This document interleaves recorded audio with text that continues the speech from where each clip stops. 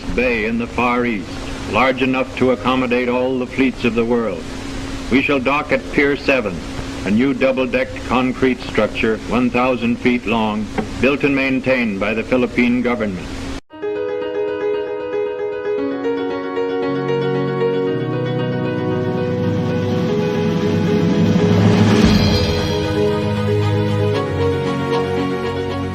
The Philippines a Century Hence is a socio-political essay in the magazine La Solidaridad, which was written by our national hero, Rizal, to forecast the future of the country within 100 years.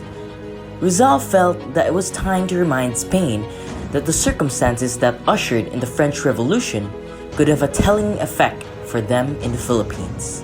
In the first chapter, it states various causes of misery suffered by the Filipino people. Number 1. Spain's limitation of their military policies.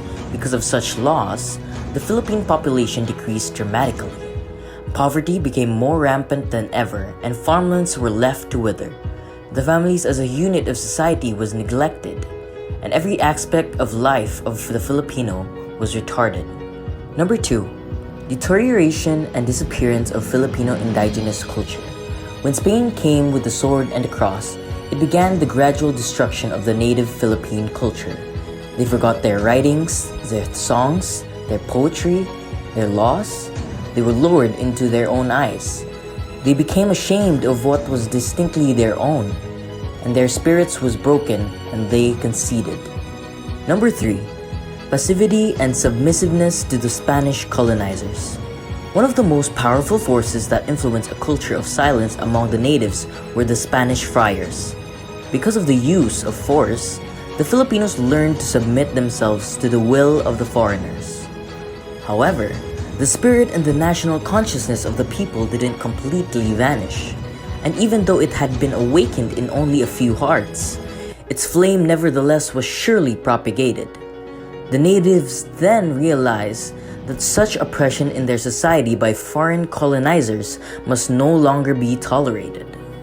Will the Philippine Islands continue to be a Spanish colony?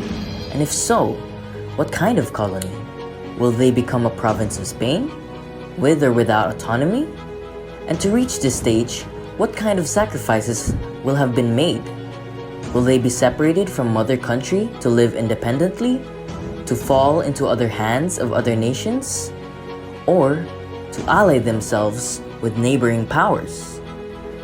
In Chapter 2, we ask the questions, what will become of the Philippines within a century? Will they continue to be a Spanish colony? For those who have a strong spirit over the liberty of the country, independence was assured. For those who are discouraged and disillusioned by the sad experiences, shall be a prison of the colony forever. For the liberal Spaniards, the ethical condition of the people remained the same. For the friars and their followers, they have progressed. And for many Filipino ethics, they have retrograded. The Spanish were able to take hold of the Philippines for 3 centuries because the Filipinos remained faithful, giving up their liberty and their independence. For they were sometimes dazzled by the hope of paradise promised. Filipinos saw them as protectors, but soon realized that they were exploiters and executors. If this state of affairs should continue, what will become of the Philippines within a century? The batteries are gradually becoming charged, and if the prudence of the government does not provide an outlet for these currents that are accumulating, someday the sparks will be generated. Rizal warned the Spaniards that if they wouldn't stop their abuse to the natives, they will plot separatist movements putting justice into their own hands. Filipinos are seeking for justice and human rights, representation in the Spanish Cortes, and the liberty of the press, so that they can voice out their cries against the cruelty of the Spaniards. In Chapter 3, it talks about how the Philippines was then compared to a hungry Sancho Panza in the Barataria Islands, who took a seat at a sumptuous and well-appointed table filled with varieties of food. When he was hungry as ever, physician Pedro Renzio took it all away. In this case, the food or dishes were the reforms, Sancho Panza was the Philippines, and Pedro Renzio were the people who were interested in not having the dishes touched, perhaps that they may themselves get the benefit of them, The result that is the long-suffering Sancho, or the Philippines, misses his liberty, rejects all government, and ends up by rebelling against his quack physician.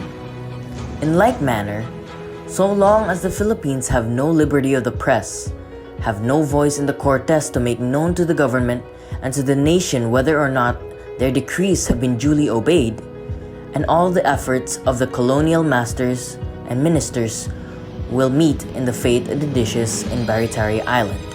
The Spaniards felt the risk of putting Filipino representatives in the Spanish Cortes because they believed that Filipinos are the following: prove to lack discipline or are unruly, become political trimmers, and that they can't act properly.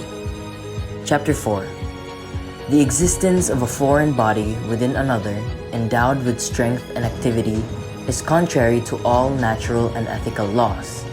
Science teaches us that it is either assimilated, destroys the organism, is eliminated, or becomes the incised. In which case, the foreign body represents Spain, and within another is the Philippines. One question Rizal raises in this essay is whether or not Spain can indeed prevent the progress of the Philippines. Keeping the people uneducated and ignorant had failed. Keeping the people impoverished also came to no avail.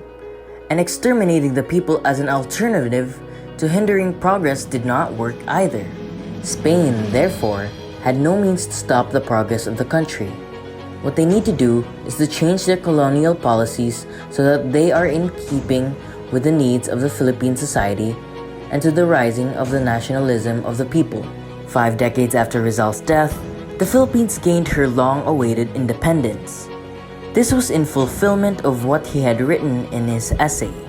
History does not record in its annals any lasting domination by one people over another, of different races, of diverged usages and customs, of opposite and divergent ideas. One of the two had to yield and succumb.